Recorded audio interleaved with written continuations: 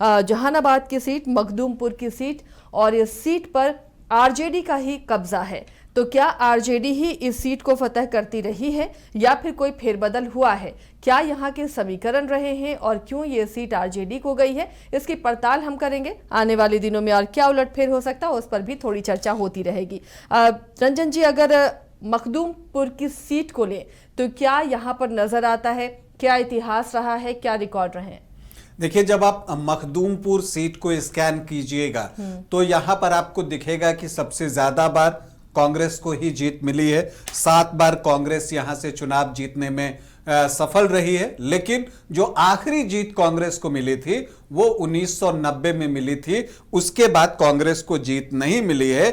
और उसके बाद जब आप आगे बढ़ते हैं तो आप देखते हैं कि जो सोशलिस्टों के बीच मुकाबला हुआ है उसमें आरजेडी ने सबसे ज्यादा बार ये सीट जीती है। 4 बार जो है ये सीट उसने जीती है। जेडीयू को 1 बार सफलता मिली है। एलजेपी भी 1 बार इस सीट को जीतने में कामयाब रहा है। जनता दल को भी 1 बार सफलता मिली है। जनता पार्टी और एसएसपी और निर्दलीय भी 1-1 बार इस सीट को जीतने में कामयाब हुए हैं। अगर हम मखदूमपुर सीट की बात करें तो ये एससी आरक्षित सीट है। और आपको ये भी बता दें कि ये जो एससी आरक्षित हुआ है वो किस तरह से हुआ है। देखिए, 1951 में ये सीट जो है वो अस्तित्व में आई थी। 1962 तक जो 3 चुनाव हुए तब तक ये सीट सामान्य सीट थी। उसके बाद फिर 1967 से ये एससी आरक्षित सीट हो गई। लेकिन फिर 1977 में आकर ये सीट जो है सामान्य सीट हो गई। और फिर जब 2008-9 में परिसीमन हुआ तो एक बार फिर से इसको जो है एसटी आरक्षित सीट कर दिया गया है। तो ये इस तरह से ये चीजें यहां देखने को मिलती है। लेकिन मखदूमपुर की सीट जो है आसिया जी, ये वीआईपी सीट है। इस सीट से जो विधायक हुए हैं वो बहुत सारे मंत्री बने हैं। अगर आप देखें तो सुखदेव प्रसाद वर्मा, बागी कुमार वर्मा, रामाश्रय प्रसाद सिंह, प्रोफेसर रामजतन सिन्हा जो कि प्रदेश कांग्रेस के अध्यक्ष भी रहे, अब फिर से वापस कांग्रेस में आ गए हैं। बीच में अन्य दलों में भी गए थे लेकिन अब वापस कांग्रेस में आ गए हैं। इसके अलावा जीतन राम मांझी जो है इस सीट पर जीतकर मुख्यमंत्री भी बने। तो ये सीट कितनी महत्वपूर्ण है इसका अंदाजा जो है वो लगाया जा सकता है। और इस सीट से जो है बड़े बड़े लोग जो है वो विधायक बने हैं। लेकिन इस सीट की को जब आप स्कैन कीजिएगा तो कुछ खास बातें जो निकल कर आती हैं वो ये भी आती हैं कि पिछले 5 चुनाव से ये हर बार अपना विधायक बदल लेता है। पार्टी भले रिपीट कर ले लेकिन विधायक रिपीट नहीं करता। तो ये एक बात जो है इस सीट पर देखने को मिल रही है। क्योंकि अगर आप देखिए 2000 में बागी कुमार वर्मा थे तो 2005 के फरवरी में जब चुनाव हुआ तो रामाश्रय प्रसाद सिंह एलजेपी के टिकट पर चुनाव जीते। फिर जब अक्टूबर नवंबर में चुनाव हुआ तो कृष्णनंदन प्रसाद वर्मा आरजेडी के टिकट पर चुनाव जीते। फिर जब आप आगे जाते हैं तो 2010 में जीतन राम मांझी यहां से चुनाव जीतते हैं जेडीयू के टिकट पर और बाद में मुख्यमंत्री बनते हैं। फिर 2015 में आरजेडी के सूबेदार दास जीतते हैं लेकिन उनको 2020 में टिकट नहीं मिलता। उनकी जगह पर सतीश कुमार चुनावी मैदान में उतरते हैं। जीतते वही हैं लेकिन प्रत्याशी जो है वो बदल गया था। और आप यहां पर अगर आप देखिएगा तो लगातार 2 बार अगर आप जीतने की बात कीजिए तो सिर्फ रामजतन सिन्हा जब ये सीट सामान्य थी और बागी कुमार वर्मा यही 2 प्रत्याशी हैं जो लगातार 2 बार चुनाव जीत पाए हैं। इसके अलावा कोई भी जो विधायक रहा वो अपने आप को रिपीट नहीं कर सका अगले ही चुनाव में। तो लगातार 2 जीत जो है इन दोनों के अलावा किसी को भी इस विधानसभा सीट में नहीं मिली है। तो अब ऐसे में जो आरजेडी के अभी विधायक हैं सतीश कुमार, आंकड़े देखकर हो सकता है उनकी भी धड़कनें तेज हो रही हों। लेकिन यहां पर मुकाबला जो है वो दिलचस्प देखने को हमें जो है वो मिलता रहा है। अगर आप 2010 से बात करें यहां पर और इस सीट की तो देखिए 2010 में जेडीयू के टिकट पर जीतन राम मांझी चुनावी मैदान में थे। आरजेडी ने धर्मराज पासवान को जो है वो इस जंग में भेजा था।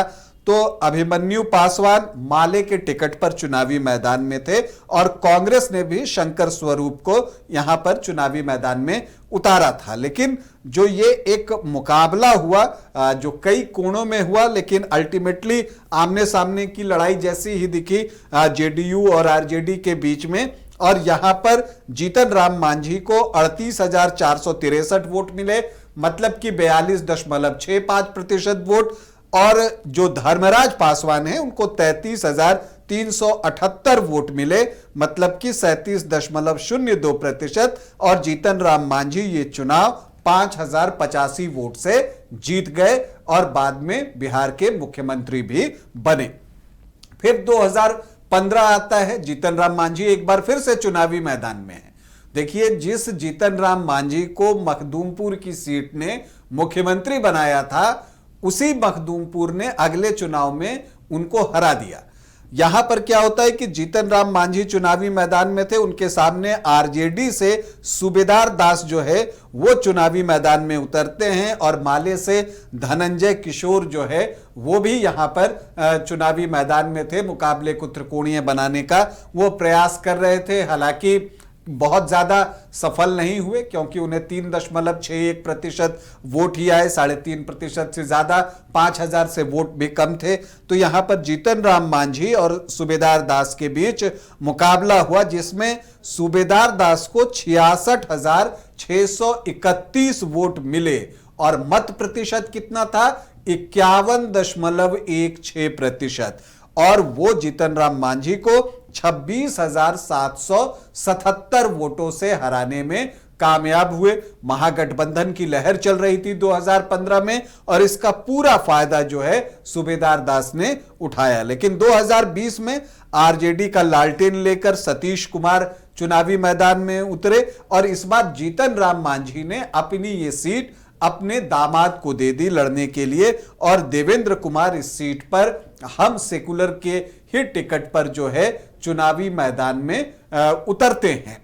यहां पर एक मुकाबला होता है दोनों के बीच में। हालांकि बीएसपी ने यहां से व्यास मुनि दास को चुनावी मैदान में उतारा था, उनकी भी कोशिश थी कि मुकाबले को त्रिकोणीय बनाया जाए, लेकिन वो भी सफल नहीं रहे। उनको 3.7% वोट जो है मिले और अगर वोटों में इसे कन्वर्ट कीजिए तो 5,000 से कुछ ज्यादा वोट ही उनको आए।